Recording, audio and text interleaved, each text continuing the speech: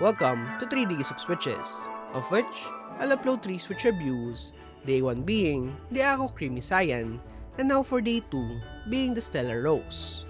It's a PA12 top and bottom linear switch with a T5 stem made by Akko and manufactured by HMX.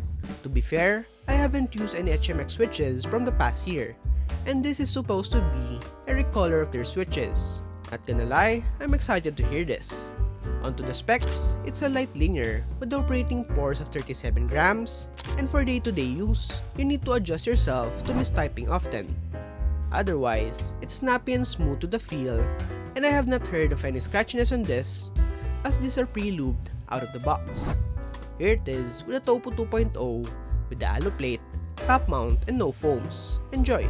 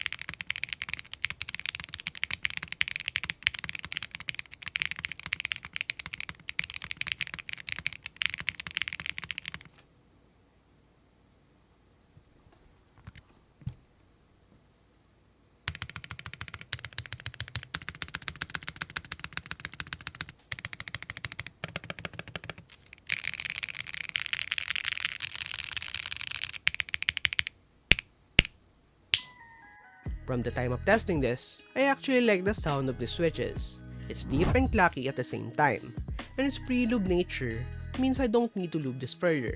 If I were to rebuild this up though, it's not with the current config I have on the Topo. I'd rather mount this on the Zoom 75 Tiga with an FR4 or PC plate to complement its sound. In conclusion, aside from the super light springs that can easily be remedied by spring swapping, I'd recommend these switches. It was great testing this out, and it proved to me that HMX is a great switch manufacturer.